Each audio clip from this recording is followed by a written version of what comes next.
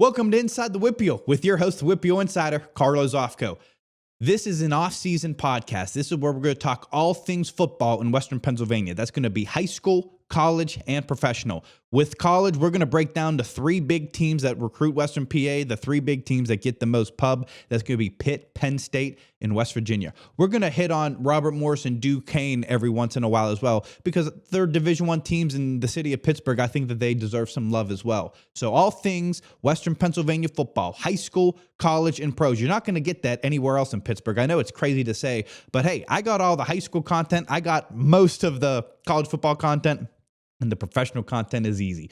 We got some cool things in store for you guys this offseason. This is going to be a weekly episode airing every single Friday morning. It'll get you through the entire weekend as well. We have a lot of guests lined up, some loaded guests, including episodes one guest. I'll get that later, but things are going to be a lot of fun within the Blast Off Cleaning Equipment Studios here this entire offseason. Now, the main storyline that I want to dominate this episode with is WPIAL recruiting.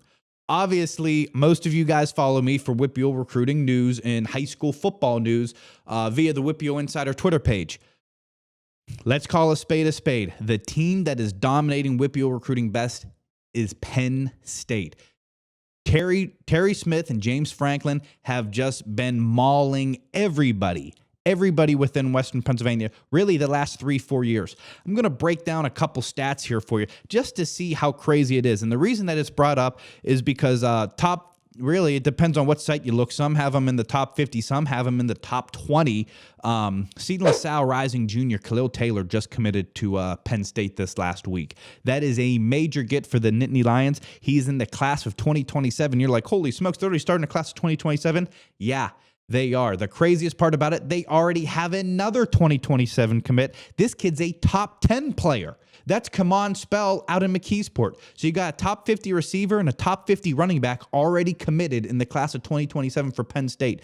They are on another level right now. Terry Smith has been dominating relationships and dominating really the entire state in recruiting the last couple years. Looking back at it, I'm going to go back to 2023. Really, that's kind of when this thing started for Penn State. In 2023, they pick up Tamir Robinson, the top player in the city, really the last probably 15 years. I think he was higher rated than Dayon Hayes. So they picked up Tamir Robinson and Lamont Payne. Not a great class, but it's a pretty good class, and you have Tamir Robinson going to Penn State. Now, when I was recruiting at Pitt, I can remember Tamir Robinson coming on a visit. It was the first visit post-COVID. The first time we were allowed to have anybody on campus. This would have been June 2021, maybe. Tamir came with his entire family. They were all wearing Pitt stuff. I thought that this guy was a slam dunk Pitt commit. He ends up going to Penn State. That one hurts. Lamont Payne out of Chartiers Valley, he goes to Penn State. I've been hearing some good things with him at cornerback. He hasn't really cracked the lineup yet, but I've been hearing some good things on Payne. They only get 2 in 2023, but they get the big one in Tamir Robinson. In 2024, that's when things really started to heat up for Penn State. Quinn Martin, the high 4-star running back, Bell Vernon, heads on over to Happy Valley. Anthony Specca grew up a Pitt fan. I remember him telling me, I grew up, I had Pitt bed sheets, Pitt blankets. I'm Pitt through and through. You know, when I get upset, it's when Pitt loses. He ends up going to Penn State. That's a major get for Terry Smith as well. And then Peter Gonzalez goes to Penn State as well. Now, remember, Peter Gonzalez's father played quarterback at Pitt. That is the stranglehold that Terry Smith kind of started within Penn State the last couple years. I mean, those are two guys that are probably, just from the start of recruiting, leaning Pitt, is Gonzalez and Specca. Quinn Martin, Bell Vernon's normally a Pitt school. He goes to Penn State as well. So 2024, you're talking Terry Smith is really strong-arming everybody right now, getting Martin, Specca, Gonzalez.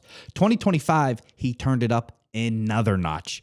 Alex Tash, monster linebacker out of Latrobe, he heads on over to Happy Valley, who's probably the best linebacker in the state. The problem is that Bradley Gompers, his senior year, Tash got hurt. Gompers ended up top 100 recruit. He actually went to Duke.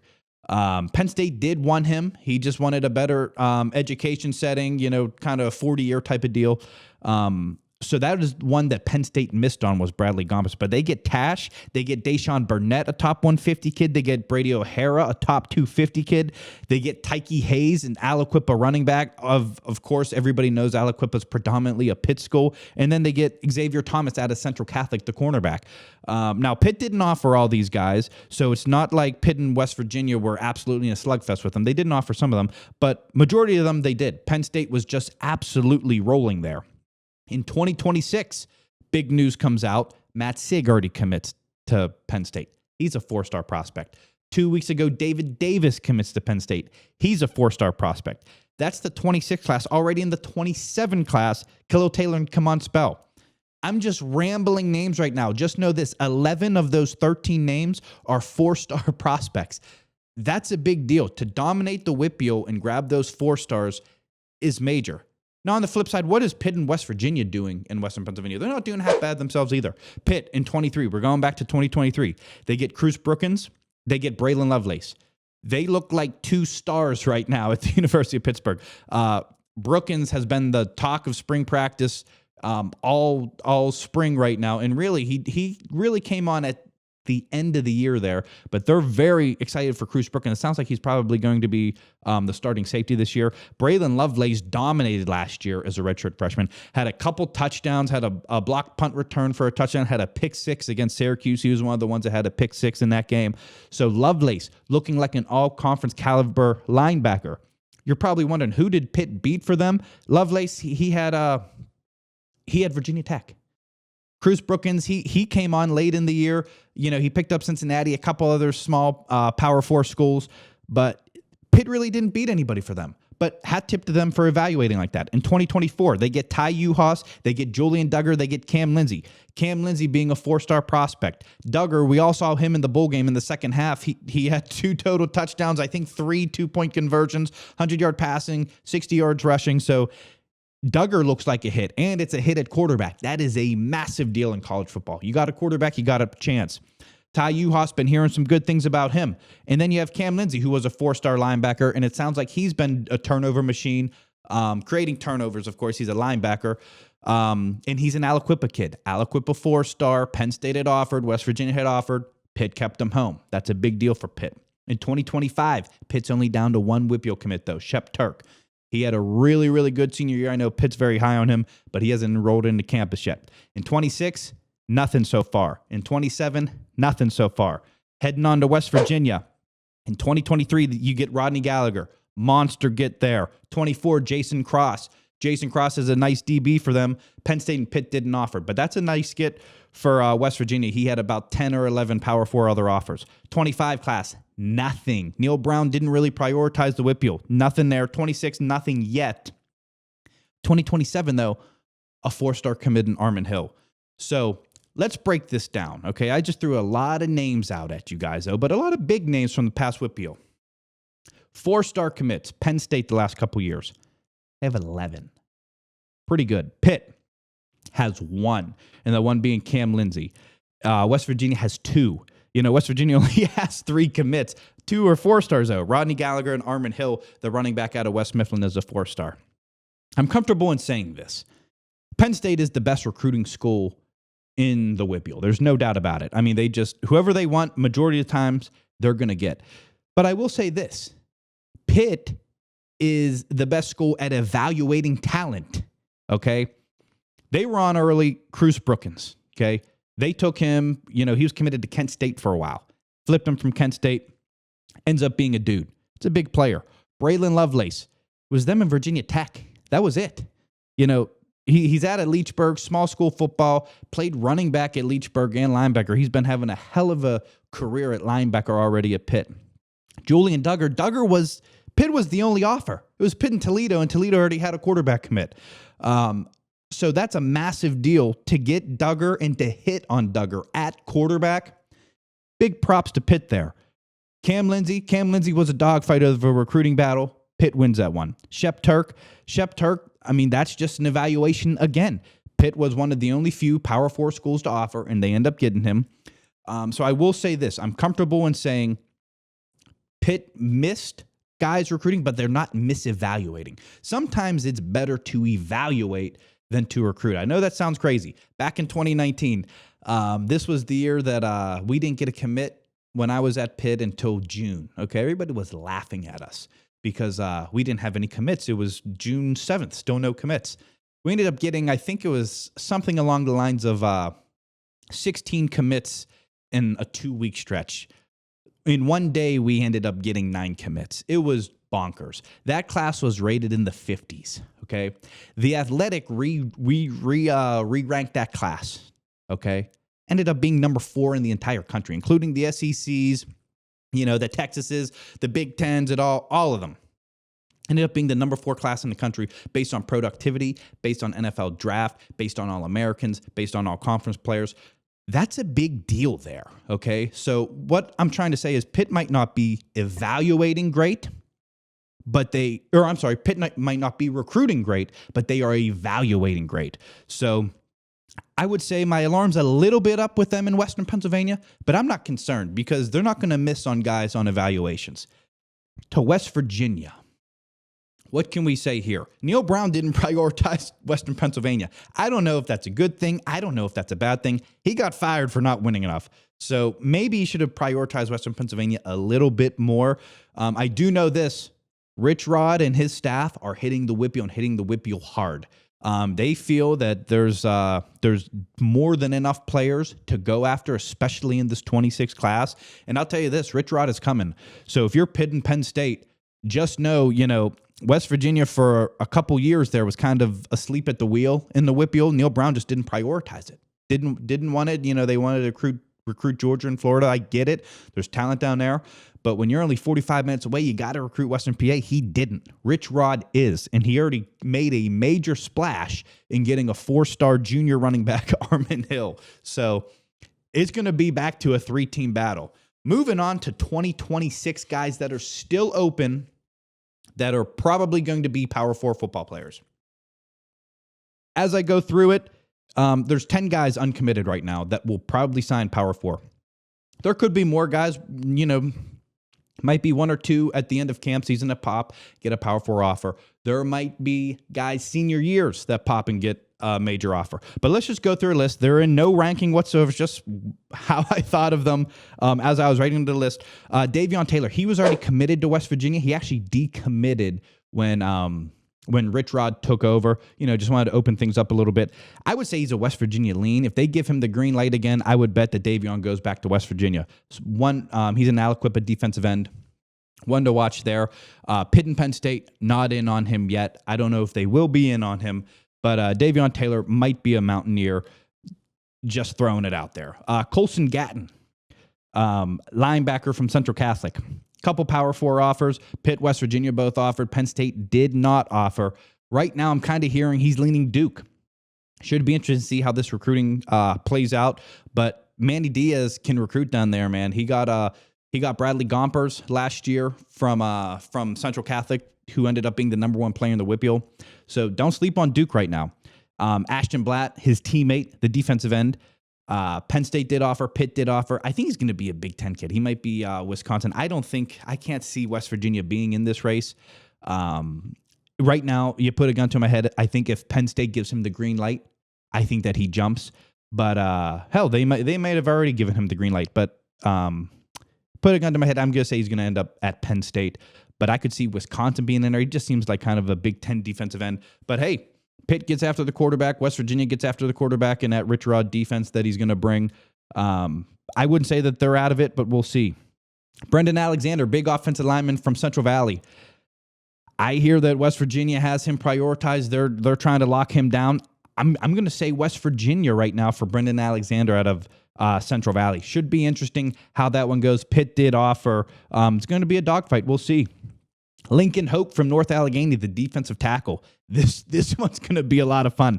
Pitt offered. They were his first Power 4 offer. Had about an offer for about a month and a half. West Virginia just got in this week. He went down, visited West Virginia. They just offered. So expect a dogfight there. That will really tell you. I think Lincoln Hope's recruitment might be able to tell you who's who amongst Pitt and West Virginia. Because I know both staffs really want him. They're both probably going to prioritize him. So we'll see who comes out on top there. That'll be interesting to see. One of my favorite ones in the WPIAL, uncommitted, Reston Lehman, 4-star defensive end out of Peters Township. It's Pitt, West Virginia, Penn State, and I'm hearing Rutgers as a fourth. I'm kind of leaning towards Rutgers right now. That would be a big deal for Rutgers to come into Western Pennsylvania and take one away from Penn State, Pitt, West Virginia there. We'll see how this one goes. Long way away for this recruitment, but I would say when he takes his official visits in June, I would say he's going to wait till he takes all of his OVs, then he'll commit. We'll see how it goes.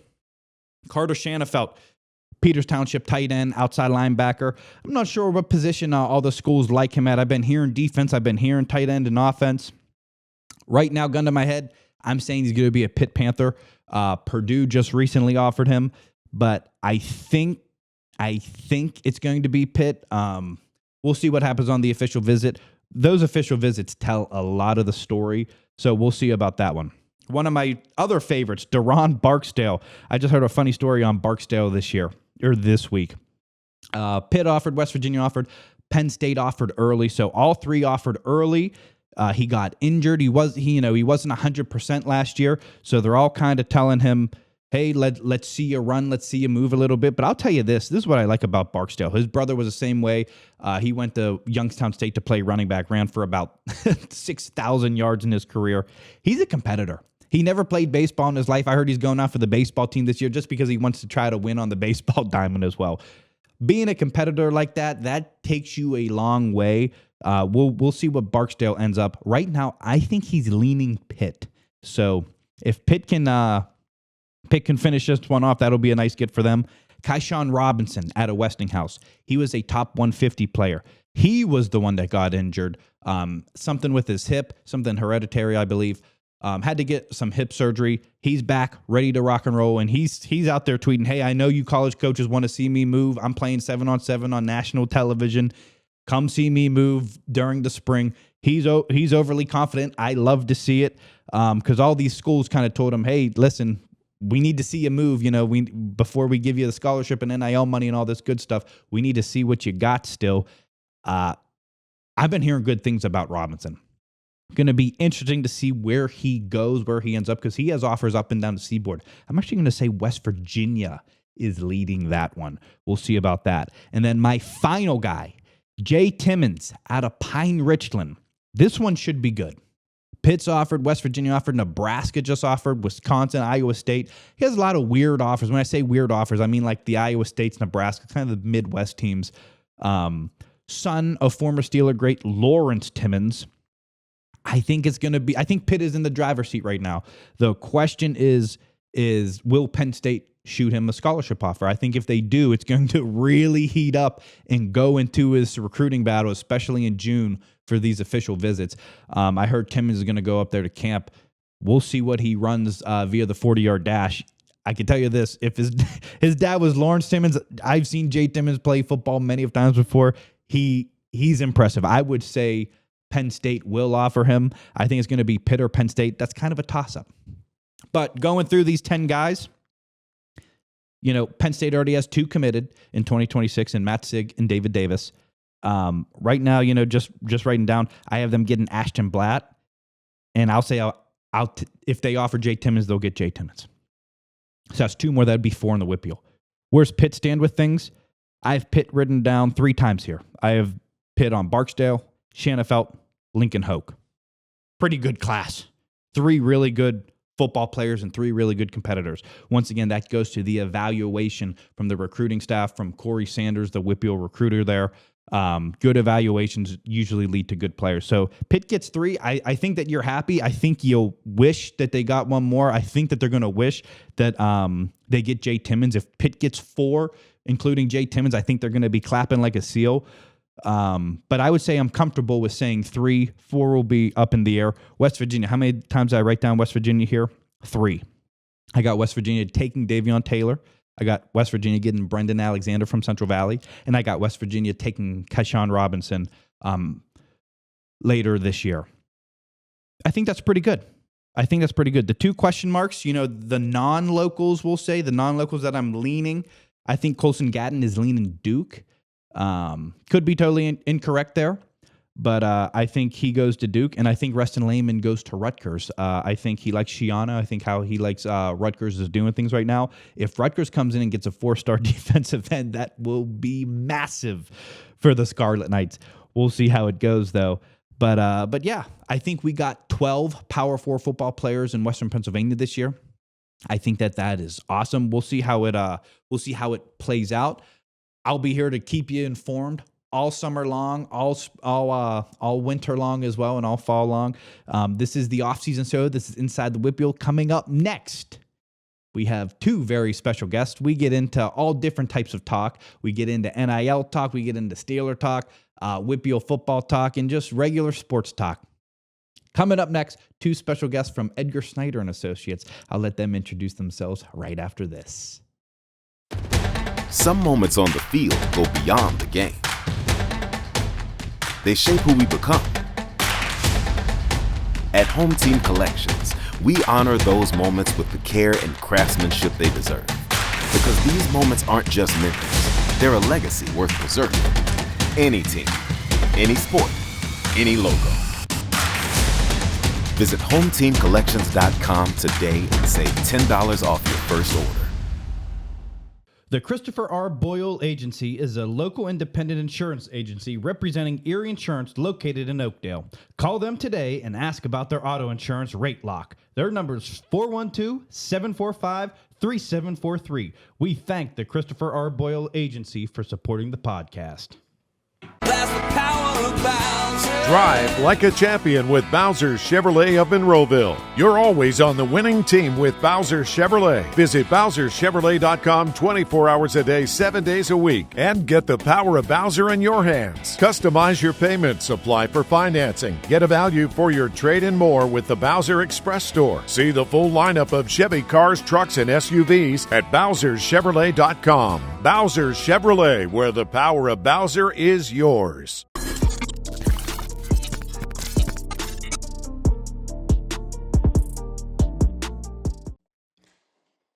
Back inside the WPIAL, and on this segment, we have two very special guests. We have two owners of Edgar Snyder and Associates, the largest personal injury law firm in Western Pennsylvania. We have Armand Leonelli, CEO and owner, and Robert Fisher is in studio with us. He's Chief Marketing Officer and owner as well. Gentlemen, thanks for coming on the show. This is going to be fun. Thanks for having us. Hey, Carl, long time coming. That's right, long time coming. We got one virtual guest, one in studio, and we're all set up, rocking, ready to roll. We keep upgrading the Blast Off Equipment Studios for you guys. So, yeah, we're going to have a lot of fun this offseason. We have our first two guests of the offseason. I think you guys are guest number 6 on the show. And we've had some good ones. So there's going to be a high standard to hold to you guys. No pressure. Well, now that I'm the first remote guest, that standard is going to be really tough. That's true. You are first remote, so you better set the bar super high there. So, right. Gentlemen, give me a little bit of background on you guys, how you guys are into sports, and really what you guys do as attorneys and owners of Edgar Snyder and Associates. Go ahead, man. You want to go first? All right, I guess I'll go first. Well, sports-wise, I grew up playing sports in Western PA. I'm from Uniontown. I played primarily, I played soccer. I played soccer at Laurel Highlands, then went on to play Division II at Seton Hill University. So I've stayed in Western PA for my sports career. Eventually went to Duquesne Law School, found my way into the personal injury field, and now, I help manage the firm with my other partners, and still practice personal injury law. So that's personal injury has been pretty much all I've done as a lawyer. But I grew up, kind of a sports fanatic and a pretty good athlete. Now you got it looks like some championship trophies, and it looks like a guy lifting a bunch of dumbbells and stuff. What is that back there behind you? Yeah. So, when my soccer career came to an end, I was still had a competitive spirit. So I got into powerlifting. Nice. It was pretty good at it. So I'm in my home office right now, which is basically sports memorabilia, some of my own, but I think like a lot of people, I have some autographs around. I have my old baseball card collection, things like that. Yeah, nice, very cool. What's your best baseball card? Probably Hank Aaron. Although, another Fayette County tie. I have a home run ball from Matt Holliday that's signed, and Wow. he's actually my second cousin. So his dad grew up in Connellsville. So, a lot of WPIAL ties. Very cool. Very cool. And Rob, you went to Duquesne as well. I did. I got to go back. Best baseball card. I just found it. I have the Ken Griffey Jr. Upper Deck rookie card. No way. Yeah. No I way. mean, I think I bought it for $10 when I was like 13 or 14. Yeah. But I found it. And I was just sitting on my bar. Hey, Carlo, if you want me to walk over, I can show you the Ken Griffey rookies on my wall. The upper deck. Walk over. Absolutely. Here, we'll check it out. All right. So if you guys can you see these? Yeah. Oh, yeah. So there's you don't have the upper deck. You have is that the Don Russ? Yeah, Don Russ, and then I got Clemente and Bonds. Oh, wow. Nice. Yeah, but those are true, like Rob said, those are like childhood cards that I've had forever. I threw away my childhood football card set, but me and my little brother, I mean, we collected like fiends. We had unbelievable cards. And we did, like, I remember we specifically, I will never forget this. When we moved in 4th grade, we made the decision to throw away all of our wrestling figures and throw away all of our Pokemon and football cards. But there was one sleeve of cards that I took. You mean like that? Yeah, there you go. Like, yeah, I mean, I wish I'd be a millionaire if I had all my wrestling figures. We used to make my mom buy every new Stone Cold, The Rock, the whole 9 yards. But I do have a LaDainian Tomlinson. We pulled a patched, signed LaDainian Tomlinson card, and I still have it. I found it a couple years ago. I'm like, holy smokes! And I think it's worth like a couple $100, if that. Do you remember Rob got us going. Do you remember the Michael Jordan holograph cards? Yeah. I have those. I have 4 of them still in decent condition. Really? Yeah. Yeah. Rob started talking about cards, and we didn't even let him introduce himself. Yeah. Sorry. So, I'm from out east. Went to Norwin. I played basketball, baseball, tennis, but not really at the high school level. I've been coaching basketball and baseball and softball since I've been about 20. I have brothers that are a lot younger than me, like 10 years. So I've been coaching youth sports then till now. I have a son who plays basketball and baseball and now apparently lacrosse. I don't coach lacrosse. I don't know anything about lacrosse. My daughter, we actually built her a softball organization called the North Stars. So we do that. Oh, nice. So she plays full-time softball, plays basketball. So if I'm not working, I'm coaching something every single day. I went to Duquesne undergrad. I went to Duquesne Law School. I've been at Edgar Snyder since 2010. I actually was an insurance defense lawyer for 10 years before it. Like Armand grew up in the firm, one of the owners, and I'm doing all the marketing with my marketing squad, and it's awesome. Did you go to Duquesne for marketing as an undergrad? No, I have a biology degree. Oh, no way. Yeah, I was going to go to medical school, and then I decided law school was the better route. So no. Carlo, oddly enough, I'm the one with a marketing degree. Oh, really? Okay, but, yeah. So I also have a marketing degree from Duquesne. Rob has proved himself as a guru, though. Very cool. Wow. Yeah. I mean, like, I think about, like, even my time when I was at the University of Pittsburgh on the recruiting staff, like, I don't even know how I got into that. I used nothing from my degrees or majors. I just kind of fell into it, and it was just, hey, make it work. Now I'm using my marketing degree a little bit now in my career, but yeah, it's just funny how it's just one of those things where you just have to adapt or die, sink or swim. So I always feel like I'm best with that. Do you agree with that? Is that kind of how you are with a biology major? I agree. I always tell Armand, and marketing seems like a science to me. So it's all hypothetical. Pick something out, hope it works, test it out. Yeah. So it seems like it relates. But yeah, I think that's it. Look, you know this. College is basically go to college so you can get the piece of paper, and then you go and have your job and you figure out what you need to do. You don't learn how to correct do it in college. I think that's the tie-in to sports. I think sports gives you structure and discipline, and then accountability to not only yourself but your peers. No doubt. I think that's a. It's not the only way, but I do think that an athletic background gives you that kind of drive to just figure it out. It's almost like you almost have like an accountability that you build upon yourself just from, hey, I don't want to let my team down. When you get into an office, hey, I don't want to let my business down or my firm down. I For sure. definitely saw that when I transitioned from the coaching world to the business world at my full-time job. And I mean, it's amazing. Some people like outside of our business, it's like trying to email other people. They just don't respond to emails. It's like, is that how it goes? They're like, oh yeah, Well, it's yeah, I mean, insane. one of it's interesting. So I did a double major in human resources and marketing. Yeah. And, this is going back 20 years basically, but there's always been human resource theories about hiring prior athletes or military, and it's really based upon the idea that you know how to follow a game plan, work on a team, Yeah, it makes have sense. common goals. Yeah, I mean, it's a legitimate theory. It makes a lot of sense. Yeah. And I think it helps, back to the youth side, it helps. They learn how to make friends. They learn how to fail. Yeah. Right. And then how to do better. They learn what success looks like in little things like, oh, wait, I couldn't hit it, but I can hit a curveball and I've succeeded at something. And from working at it, I think all those things, because, now I'm going to tie it into the WPIAL, and parents don't get this, but the ceiling for 99% of kids is high school sports. Yes. That's because I was thinking about, we were talking about Pine Richland basketball before we started. I saw what's the North Hills kid that was lights out? I saw him play this year. He was, I can't think of his name. I can't remember. I produced a WPIAL basketball show, but I didn't. But we we saw a Pine Richland North Hills game. Yeah. And this kid was, I can't think of his name. He was a senior. He was as good as a kid I've seen in the WPIAL in 10 years. He could get to the rim. He could shoot the three.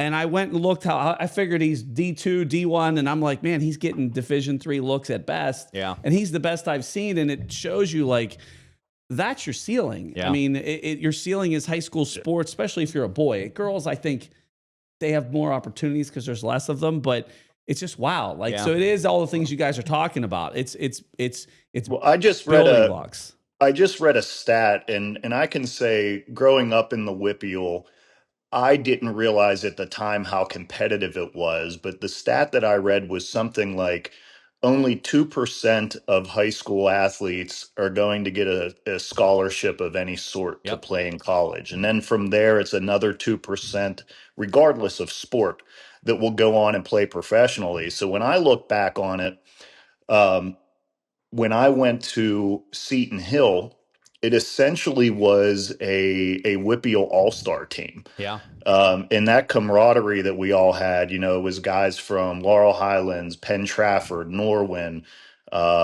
Mount Pleasant, Cannon Mac. I think that's it, like what Rob's describing. I mean, for most people, it's just the reality that high school is the ceiling. And then if you're lucky enough to play in college and let alone have someone pay for it. No doubt. I can remember, I trained to be a quarterback my entire life. I was obsessed with football. Like, it's all I live, breathe, eat football. I actually just looked this up. Me and my buddies were in a group message talking about, we went to a Nike Spark Combine, which was like the first of its kind when I was a senior. Big deal. It was a big deal. Big deal. And if you go look up the stats are still available for all the guys that went to it. And I looked up my stats from this combine. And, mind you, I'm 6'1", like 250 now. Okay, think about this.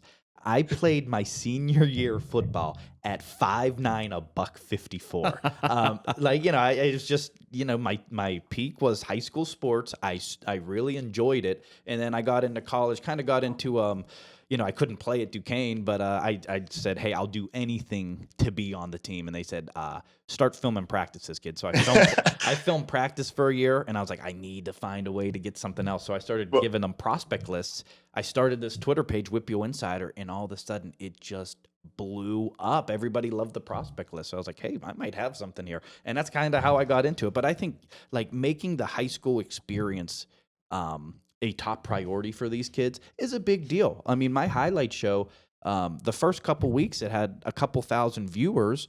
By time it was into the playoffs and into the championships, it was like tens of thousands of viewers. And I was getting calls from head coaches like, hey, that's awesome you do that. I'm like, that's what it's for. That those kids will always have that memory to look back on now. Yeah, I love what you're doing. I was going to say, I have funny stories. Like whenever I, on a low level getting recruited by some schools, I remember a couple, and these were pretty high level schools. I got told I was too small to play D1 soccer. I think I was 5'11", 155 pounds. Really?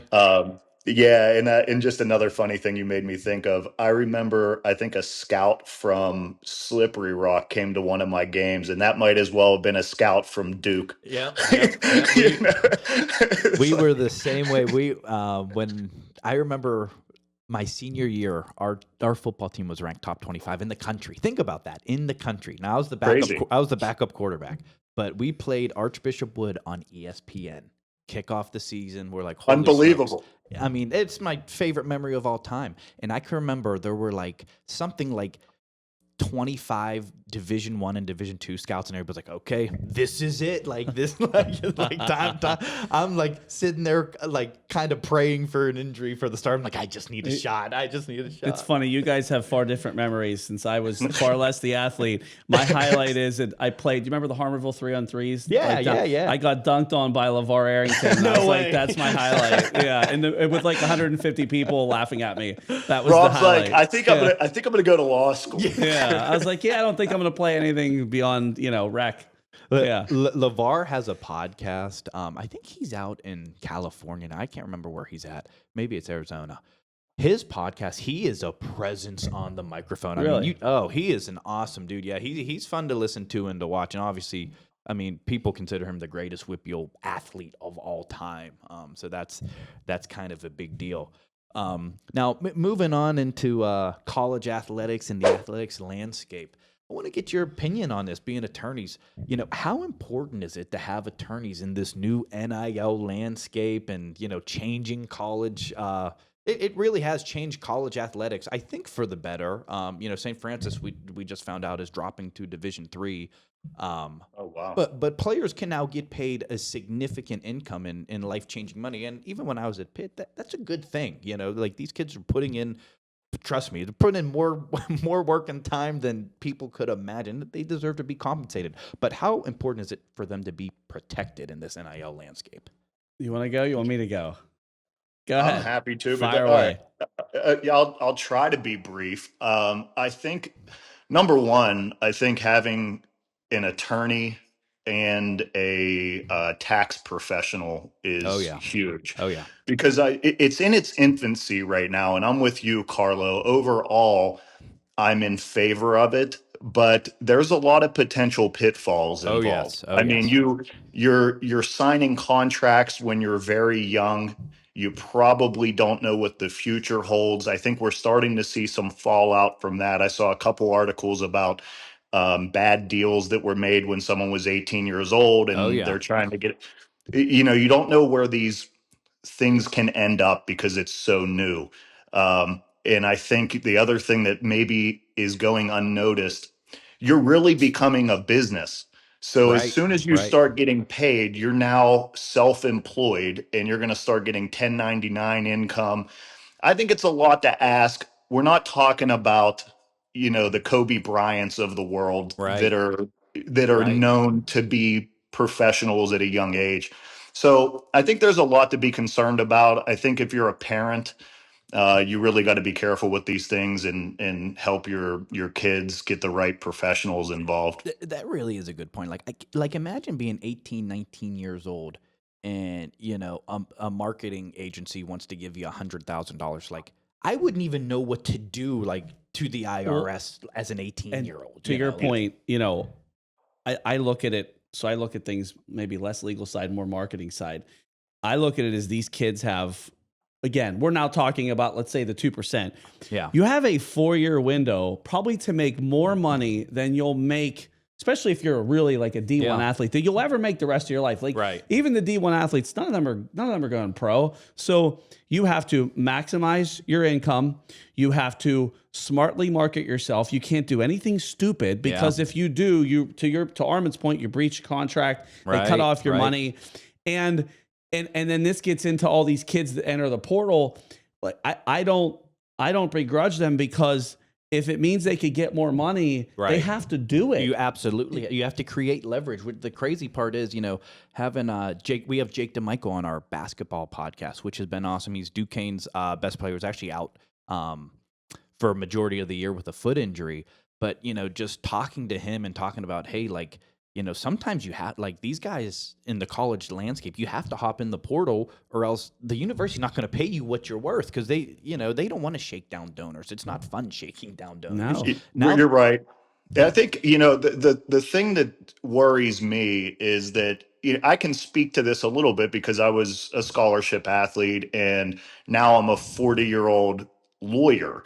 And at 18 years old, to think that you were going to engage in something that had federal law, state law, and NCAA regulations involved, that's a lot. There's no way. There's no way no they one's know the rule educated books. on. Yes.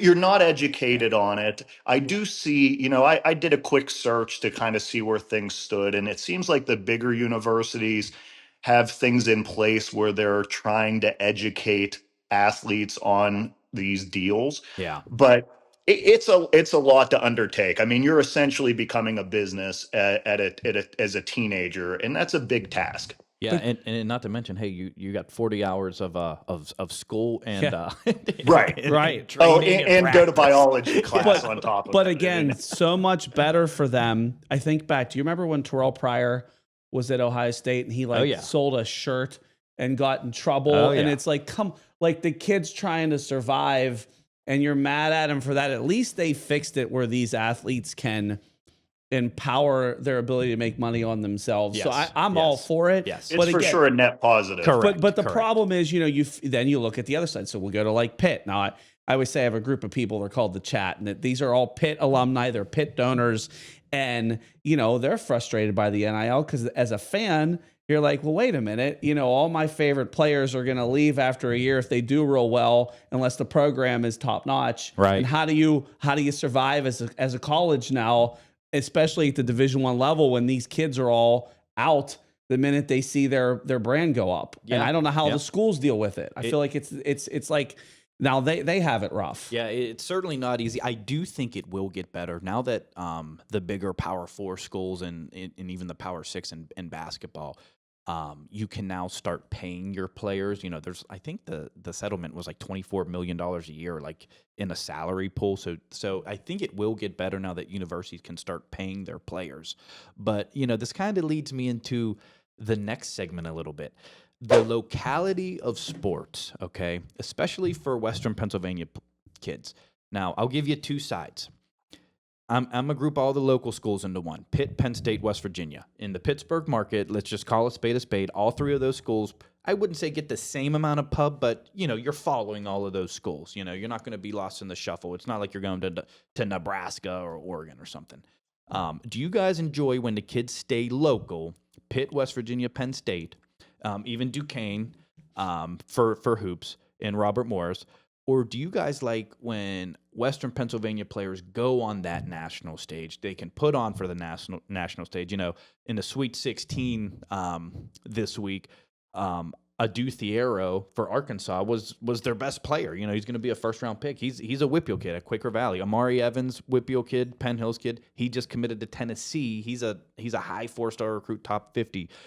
There's good and bad, but I feel like with the NIL opportunities now, is it better for kids to stay local, you think? So I it's a loaded question. It's very so loaded. here's Oh, the thing. yeah. I'll go back in time, pre-NIL. Duquesne finally got them, as a Duquesne basketball fan, finally got their player in TJ McConnell. Oh, yeah. He was Oh, the yeah. man. The program was on the rise.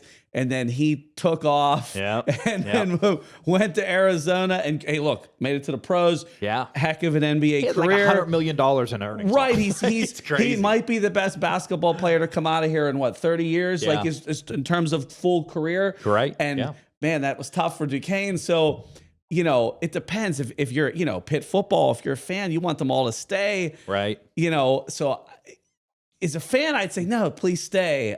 I don't know. That's probably my answer. It's Yeah, tough. It's tough. For me, I would say, especially when we're talking about the WPIAL, my take on it, and you can go back to what I said earlier, there's such a small percentage of high school athletes that are going to get scholarships to play in college. So for me, anybody who comes out of the WPIAL and extends their career on a scholarship, I think you got to celebrate it. No doubt, no doubt. It's okay to be a fan, but the reality is, if you see somebody in your class who got a full ride to go play anywhere in any sport, I think that you should give them high praise and be thankful for that. No doubt, no doubt. I think, especially now that I'm just running WPIAL Insider now, I think people kind of kept information from me when I was at Pitt because they didn't want to tip their hand a little bit, But right now, I kind of feel like appreciation of scholarship offers is at like an all-time low. There's kids with offers, and they're like, "Oh, why does so-and-so have that offer? Why so?" I'm like, you have like 4 Power 4 offers. Like, you should backwards. Well, I think that's what happens with anything, right? Especially with keeping up with the Joneses. Well, social media, I think, expanded. If you go back to whenever I was in high school, I graduated in '02. If I had a highlight, it was on a VHS tape.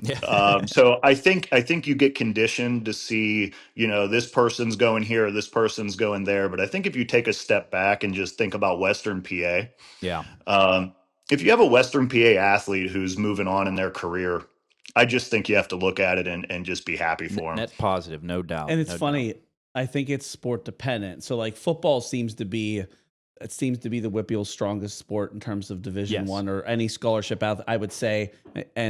But then you go to the baseball world, and I have a couple friends I have a friend of mine whose kid is now a pitcher at Seton Hall as a freshman from Virginia. It's not WPIAL, but and then we had a employee, Jay Black, whose kids all went Division I baseball, and I hear the baseball world is awful. It's They have to recruit themselves to get scholarships. They're competing go down against to those showcases in like the Caribbean and all that. Right. Yeah. And they're competing against kids, now adults, who through COVID years were able to pull back and stay. So they have a tougher time getting Division I college scholarships. And so you feel for them because it's so much more difficult than, let's say, football, where it's, if you're really good, you're going to get scholarships on 300 Division I teams. There's a lot out there. There's a lot out there for sure. It's wild. For sure. I go back and forth on this. You love like Terrell Pryor going to Ohio State, things like that, showing out on the national stage. That stuff is awesome. But I mean, like, just like the things that pull my heartstrings. I helped recruit MJ Devonshire to Pitt. He has the game-winning pick 6 in the backyard brawl, the first year of the backyard brawl back. Minute to go, pick 6. He's pointing into the stands. Acrisure was going nuts. You had Lamont Wade at Penn State. He forced 2 fumbles on Justin Fields, when they played Ohio State. So, like, the locality of it, I think that it's really cool. But yeah, it's interesting when players go to bigger programs because, the best basketball player just went to Kentucky. Now he's at Arkansas, playing in the Sweet 16. Right. Now. It's cool to watch we're all hometown people. Like, the big news around Fayette County and Laurel Highlands recently was Rodney Gallagher, and everybody loves seeing him at West Virginia because really Uniontown is closer to Morgantown than it is Pittsburgh. So you love those stories, but I think when you look at the bigger picture and what we're all trying to accomplish, you just got to say, hey, congratulations. No doubt. Another one was Dayon Hayes. He actually transferred from Pitt to Colorado. Now, he got injured last year, but he was there before he got injured. He was leading the team in sacks. Colorado played every single game on national television, on Fox national TV. So it's really cool to flick it on and see Colorado, Dayon Hayes, and Nakai Hill Green, who went to North Catholic, was their linebacker. He had a major interception, I think, in like the TCU game or something like that. So, it's a give and take.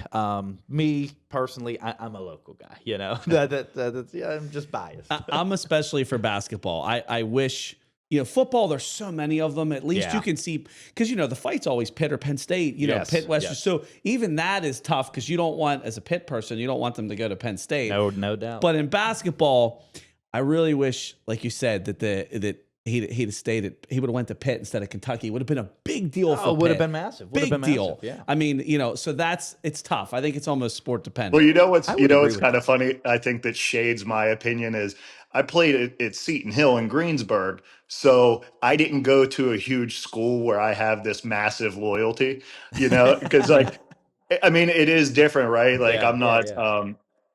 I root for Seton Hill sports, so Right. there's Right.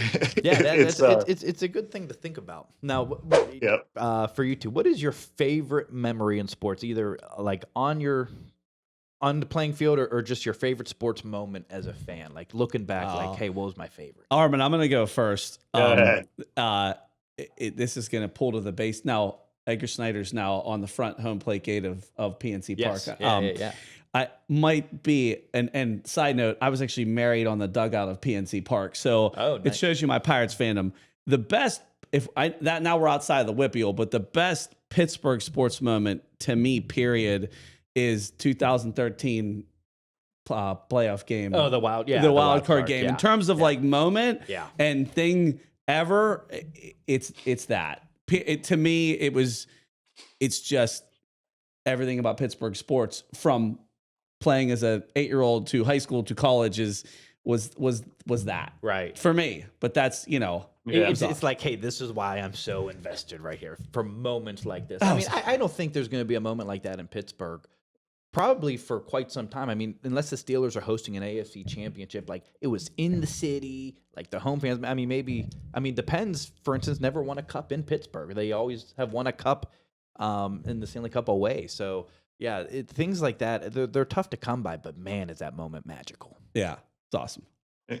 Mine's kind of a collective. I'll stay with high school and WPIAL. So my collective memories are like, pep rallies were always fantastic. Yeah. Senior night was always a special night. Like I was a team captain, having your family come out, all the other graduating seniors. And then for me being at Laurel Highlands, we were always a competitive school. We were always teetering between, at the time it was quad A. So we'd be a small quad A school. But anytime you made the playoffs, that was just monumental. So I remember the couple times we made WPIAL playoffs. Those are probably my best high school memories. I mean, it was just so exciting to get into the playoffs. No doubt. And then you run into a powerhouse and get knocked out, but that's okay. You were happy to be there. No doubt. Speaking of that, I would say for any Western Pennsylvania athlete from the WPIAL perspective, high school football's king, queen here. Oh, Friday nights. It is getting on Friday nights, high school playoffs. Like I feel like, that seems to be the mecca of the WPIAL is if you make it into the playoffs and you're on TV, on KDKA, or it's something like, magical. It's about magic. It. You're at. It seems to just be 10 levels above any other sport around here. Oh, you know what the other thing is too? That's great memories. The real local rivalries. Oh, like man. when Laurel Highlands was playing Uniontown, it didn't matter if one of the teams was the best team in the division and the other one was the worst. You were getting a 2-point game, and the crowd was gonna be bonkers, going crazy. And I'm sure every high school has those real rivalry games, and I remember them like they're yesterday. I mean, out of all the games, just those rivalries were so fun. I think, and this ties into my favorite memory. This is perfect. So back in the day when I was in high school, the rivalry for Central, I'm a Central Catholic guy. The rivalry for Central was Gateway. It's not so much anymore. It's been Pine and NA recently, but it was Gateway back in the day. We're playing them in the quarterfinals of the playoffs. Real close game. Gateway had a bunch of D1 talent. We had a bunch of D1 talent. And the score is 7-3 right now in the third quarter. And the starting quarterback goes down. I'm a junior at this time, okay, as the backup. And I can remember looking over, and my hand was literally shaking. And I remember the offense coordinator looked at me and said, "Zofko, you ready?" And I looked at him and said, absolutely, coach, let's do this. And I can remember thinking, wow, that was the biggest lie I've ever said in my whole life. Hey, Carla. Well, I'm really going to give you my high school memory, and it's a negative one. We were playing Baldwin, and we got a penalty kick, and I was the team captain and a senior, and I missed the penalty kick, and I remember it, and at the time, and I think that was a first round playoff game, and we ended up losing. And at the time, I thought that was the most tragic event. I still remember it because that was kind of the no pinnacle. doubt. And I don't think I'll ever forget it. So I wish I didn't have that memory. But yeah, I go nightmare. in against Gateway. It was pretty much the whole third quarter, 7-3 close game. I drive us all the way down the field. Now they wouldn't let me throw it. I was doing some screens, but they let me do a quarterback keep little end around. And I can remember I do the fake, I turn around, and this thing parted like the Red Sea. And I was like 30-some yards. And the only thing I could think of was like, holy smokes, I'm going to score a touchdown. You just fall down. Well, pretty much I did. There was a big 33 player. He went to Purdue. His name was Armstead Williams. Massive kid. I have really long arms. I stiff-armed the kid. The crowd went nuts, but as he was going down, he batted my shoe, and it was just an embarrassing. I literally tripped en route to a 30-yard touchdown. We ended up getting a field goal and winning 10-3. But Well, Rob now knows why I'm so difficult at work. It's because I missed that penalty kick. I'll never forgive myself for tripping. I'm like, nope. I tripped when I had a wide open lane. It was a touchdown. I was going to be the hero. Nope, absolutely tripped. Yep. Moving on to the NFL here with the Steelers quarterback situation. This one's a little bit tricky here, fellas. What are you thinking? Go ahead, Rob. You take the first crack at it, man. I think they are a disaster. I can't believe this is the fourth straight year that the quarterback room is completely the whole new different. quarterback room. Yes. And I feel like they fumbled the entire thing. Not to use, I guess I didn't mean to say it that way. Why not bring Russell Wilson back for $10 million? Now, if it's not Aaron Rodgers, who's the quarterback? Yeah, it's scary. If Aaron decides to hang it up and retire, it's scary looking for sure. And you just added DK. You have two good receivers, although you lost Najee. I don't know what they're. I don't know what they're doing. I don't even know how to explain. Unless it's tank this year to have the number one pick to get the quarterback when the draft's here in Pittsburgh. And it could be, but if you have an aging, they really do have a good defense. You have an aging defense like this, like whether you like it or not, this is the Super Bowl window. Whether how bleak the window is, you have T.J. Watt, Cam Hayward, Minka Fitzpatrick. You're not going to have these guys for 5 more years. And they're loaded. The defense is loaded. You got to get going. Now, Queen might be a guy that they can keep around, but yeah, you got to figure out how to do it now. Armin, what are you thinking? Well, I think I'm entirely unqualified to talk about how good of athletes they are. But no, here's my kind of simple take on this. I agree with you, Carlo. I mean, you got to try to win now. So you probably got to find a veteran who can come in, even if they're aging, and win games. Otherwise, you probably end up rebuilding, and you're looking for a franchise quarterback. If I had to choose, I'd be all over Aaron Rodgers, just because we see it over and over again these days. 40 years old is not 40 years old like it was in the 80s. No doubt. We keep seeing it. You can still play the game. You have great technology, trainers, diet. They can still play. So if you want to win games, I would say that's the route you got to take, or you go into rebuilding. I agree with that. I am 100% against rebuilding right now, just because if you too much talent, you have Minka, T.J. Watt, and you can't rebuild with those guys, and I don't think they are, to their credit. Maybe they'll get Joe Flacco. Yeah, like I wouldn't doubt if they kicked the tires on old Flacco. I was just looking at that last night. The list was after Rodgers. It was Flacco. Oh jeez. It was. I was looking and I was like, as you go down, you're like, there are no veteran quarterbacks left, Armin, except Flacco and Rodgers. Yeah. I think. Well, that's wouldn't it be? Isn't that kind of? I don't know. It's like a Western PA story, though, like an underdog.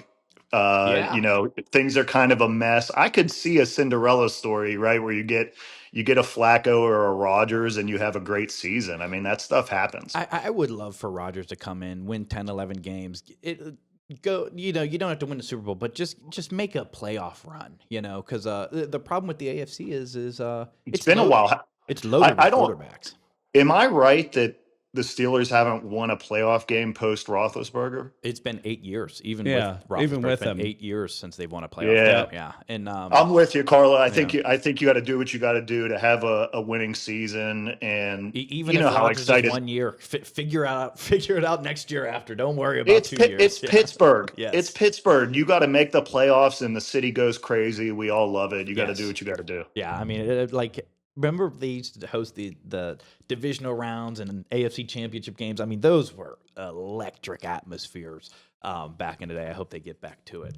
All right, Yeah, I gentlemen. was at the Denver game back in the day. Oh, I really? Yeah, remember. see, that's a highlight too. That Yes. was a big deal. Yes. Now, wrapping up here, give me your spiciest sports take or prediction. Could be high school, college, NFL, any team in the Pittsburgh. It doesn't even have to be the Pittsburgh area. What's your spiciest prediction moving forward here? I'm going to take a cheap way out, and I'm going to be really biased and give a shout out to someone in our firm. So we have Here a we go. We have a paralegal whose son is a really good baseball player at Moon Township. Nice. So I'm gonna go with Moon Township making a baseball playoff. I love run. that. I love that. Let's go Tigers. Here we go. Rob. Huh. That's a tough one. Think about this. I hate to say this, and this is I think somehow, even though I don't think they did much to improve the team in the offseason, I think the Pirates, and even though they lost yesterday in horrible That was fashion, rough one to watch. I think somehow, some way, they are going to make the playoffs this year. I just think that would be amazing. Lot it of would pitching be. talent. I just feel like we have a generational talent sitting there. They have a good enough offense. The pitching will be fine. I think somehow, some way, the Pirates make the playoffs this year. I'll go real generic. Good Why luck. don't we go with something like either the Penguins, Steelers, or Pirates are going to make a playoff run? Well, the Penguins are done. would love but- anything. I would love anything, man. Yes. I'll go into the postseason, but I'll go college football. I'm gonna say, and I do consider this postseason. I'm gonna say the Pitt football team will make it to the ACC championship. Not necessarily win. Now we did win it in 21. I got the little trophy they give you for winning, but I will say that they make it. I don't know if they will have the horses to beat Clemson. I think it's going to be Clemson again. Clemson's just tough to dethrone. But I do think I like Eli Holston, the quarterback. Desmond Reed, the running back, is electric. They returned their entire linebacking core. I think that they have the pieces to make a run. I don't know if they'll get the championship, but I think that they will at least get Let me there. ask you That this, was a though. that was a very mild take considering your ties to Pitt. But I will give you that. I will give you that. Are they going to get past their very first opponent, though? I love it. The Duquesne the city game. The city game's back. Since Yes. basketball won't do it, I guess we'll have the Yeah, football with the city football. game. I can't wait. My Pitt buddies in the chat, they're like, we got to get great tickets. We got to go buy a suite. It's Duquesne Pitt. Absolutely. Yeah, I mean, Duquesne's probably in some trouble. How much attendance do you think is going to be there? I don't. I think the Dukes. There's going to be 10 to 15,000 Dukes. I would You think. think? I think so. I- People are fired up about Is it. this the biggest football game in Duquesne history? For sure. Yeah, I For mean, this sure. is a massive deal. Like, I mean, back in the 30s, they won an Orange Bowl and stuff. all right, It's gonna massive be- in the it's last gonna be 50 packed. Okay, since we've been alive, is Yeah, this the yeah, biggest? yeah. I mean, credit to Duquesne football, who back in the day, was 1AA non-scholarship playing. They're playing. They were in Hawaii, Florida State, Coastal Carolina. right? They play Buffalo. Yeah. They're playing. They beat Ohio. Right. They're playing Division I legitimate schools. I would think that attracts WPIAL talent. No doubt. I would think. No doubt. Oh, I agree with I you should've guys. made I that think my it's going to be prediction. jam packed. I like that. Duquesne beats Pitt. It's going to be jam packed for sure. Yeah. I'm changing it. That's my prediction. Well, Duquesne's it's taking one Pitt of those down. things where the only reason it's not a bigger rivalry is because it hasn't been competitive. But the minute Right. it's even competitive, Oh, man. it's no going to doubt. be enormous. That's Well, all it takes. yes. Armand, my theory, we were talking about this before we started. My theory and I'll just say it as my own theory, as if I didn't speak to you at all, is that Pitt basketball is now ducking Duquesne. Once Duquesne started getting better, last year made the NCAA tournament for the first time since forever. I feel like they're ducking Duquesne a little bit. There's no doubt about it. I mean, Keith Dambrot was starting to build the program, and Pitt was like, you know what? We beat you 16 years in a row. We're not going to do this. It's like, what? If this happens, our office might be in turmoil. Our lawyers are mostly Pitt and versus Duquesne. I love it. So that could get a little dicey. Yeah. Yeah, I would love for the Dukes. Just give me like a quarter, just give me a quarter of Yeah. that competitive game. Up 7-3 would be great. Oh, man. And then Pitt could blow them out so they could get where they want to go. But can we have like one quarter where Duquesne's up? Would love it. I mean, I agree. Duquesne played West Virginia, I think 2 years ago. I think they were winning at halftime. I think West Virginia ended up beating them by like 30, but it was like, oh man, Duquesne's like. That's what we want. That's what I'm looking for. Yeah, that would be really cool. Well, gentlemen, this was awesome. We need to have you guys on again sometime this offseason. Any last thoughts? Any last words? I'll go first. I'm changing my prediction. It's Duquesne. I love this. Duquesne is beating Pitt at halftime. That'll be it. That's my spicy pick. That's all I got. Go ahead, Armand. Thanks for having us. No by the way. problem. This is awesome. No problem. Carlo, I was just really happy to be on. I'm disappointed that I wasn't in person. So This if might this be better. was, This looks great right now. maybe we're starting a trend here. I'll be the talking head, the talking head in the background. But no, my closing would be, please have me back in person if this went okay, because I think you have a great setup. I think what you're doing for local sports, I think, is fantastic. You deserve all the support. I appreciate that. Well, you deserve all the support you're getting. You're a trendsetter in this space. And I hope that your listener group just keeps growing. I hope the burners stay off me. Is it those Twitter burners can get I'm gonna add something to that. Edgar Snyder is really getting into the high school sports landscape. We are sponsoring. I think we're in 24 high schools now. One of our guy that does all our filming and editing, he's actually doing high school hype videos on the side. Oh, nice. For like Penn Trafford, he did theirs. So anyway, we can support you since you do so much for these athletes. We're happy to help, happy to be a part of anything we can, just because it's so important to be part of the community. Greatly appreciated, and that's why we do it. Like, I mean, I there's always a saying in the industry: nobody's in high school sports to make money, but you're in it for passion, you're in it for pride, and I try giving, everything back to the high school football community. Try to give them the best shows possible, and I take it seriously. So it shows. This is great. I really appreciate it. Well, appreciate you guys having on. This is Inside the WPIAL. We'll be right back right after this.